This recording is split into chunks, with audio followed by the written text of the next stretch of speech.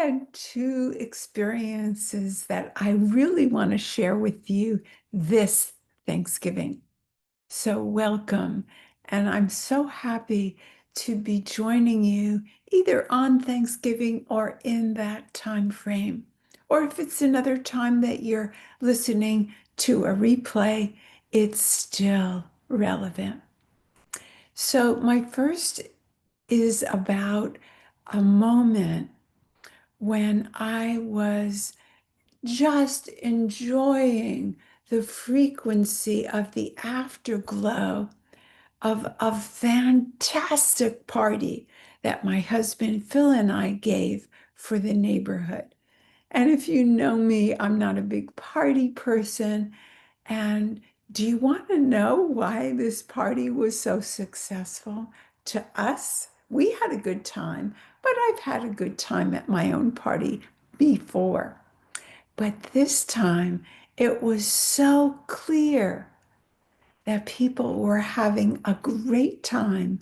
And the women actually moved two tables together so they could all be together outside on the deck, because we're in Florida. And that tickled us because it made us know they were so comfortable and that they felt they could move the furniture and they wanted to be together. And later on, I went outside and every seat was full. So I sat kind of with someone almost in her lap on the side of the chair. And just it was a joyous experience. So why am I writing about this? Just because we had fun? Yes, and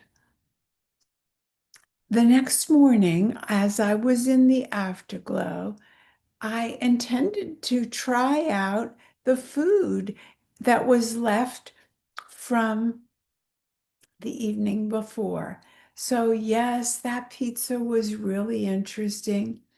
That one, not so much. I kind of like cold pizza, and I can tell how it was originally when it was hot. And then I had the inspiration to take this dry cake and create an ice cream cake so it would no longer be dry. And I would take some of my leftover mocha chocolate sauce and take some of the crunch that, if you know me, you know I love, and it's kind of my signature. It has high quality couverture chocolate and nuts.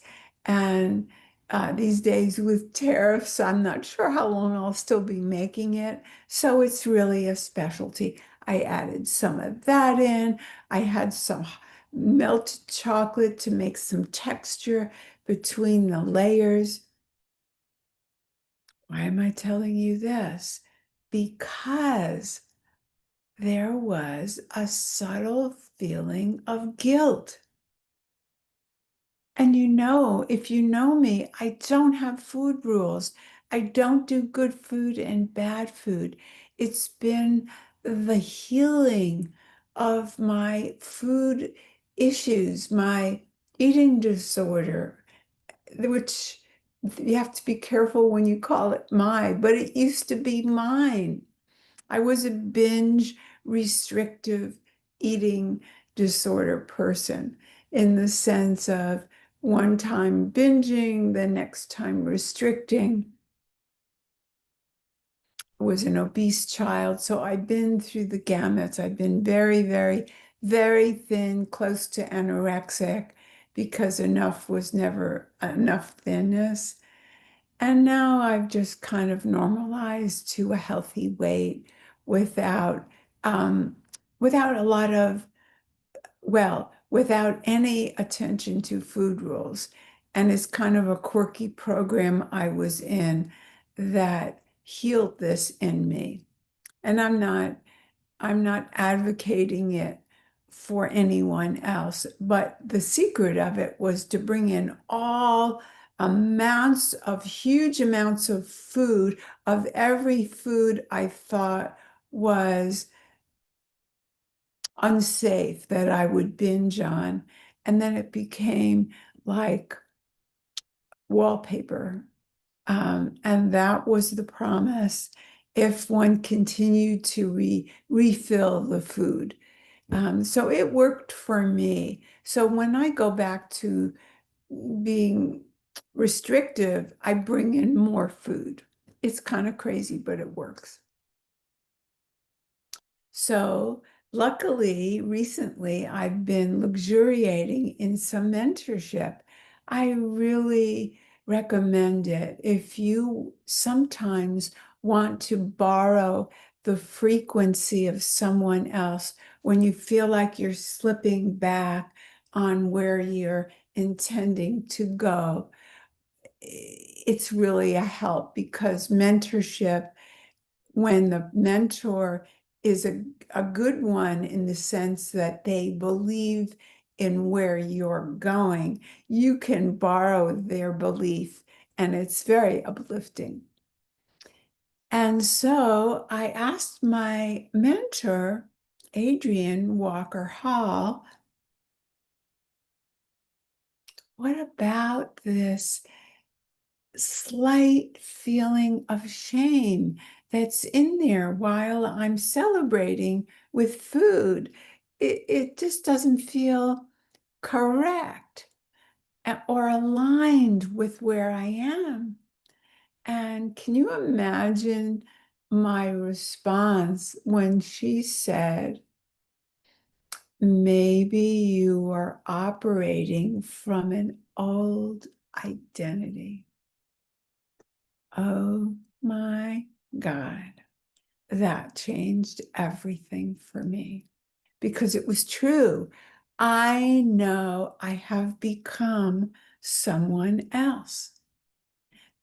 Not in my form, not in the way I relate to people, not in my essence. My essence is my soul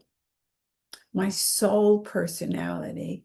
My emotional personality keeps on developing and becoming. And I'm wondering, where are you this Thanksgiving? Are you operating from an old identity? And are you at a tipping point when you could claim the new identity and that might serve you?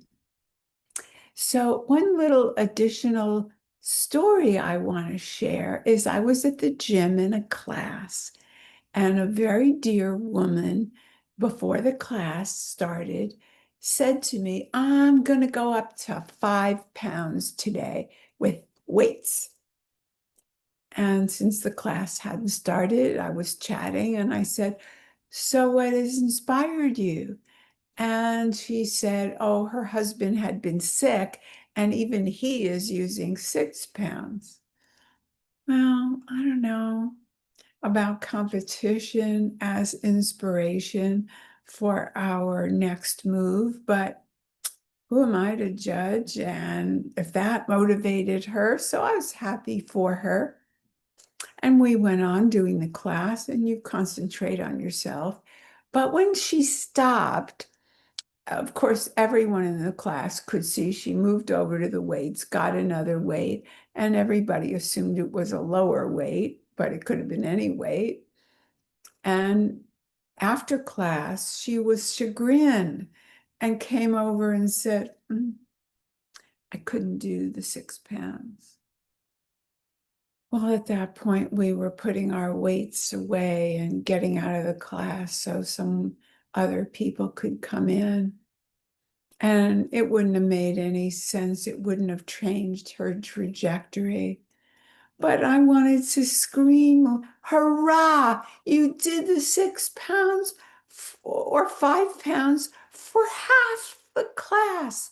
But she got no credit for that because of perfectionism. So even if you're not a perfectionist on the Enneagram, we all have been taught, when we've been taught about excellence, to make perfectionism our goal.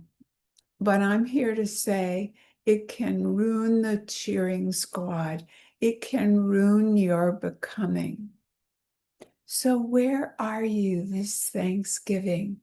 Even if you're not in the US, will you take on this challenge and see if you're at the tipping point or have already become your newest identity? And maybe you've been operating from an old, what they call, let's say, an iOS configurator on your computer, and you put in a new app, it won't work with the old configuration. So let's be up to date. And maybe if you haven't yet figured out who you wish to become, let that desire develop in you. And that will be your new becoming, because desire comes from the Latin, from the Father. And whatever your word for creation or source is, that is what is meant by the Father. So weigh in, please, and let me know where you are on the tipping point. And let this day of Thanksgiving be an awakening of either your desire or your becoming. And let's not forget that we get to become, even if we're old, even if we're in the late stages of life. And how would that change our view of old people or people ending the completion of living in the world if we knew they were becoming? Bye for now.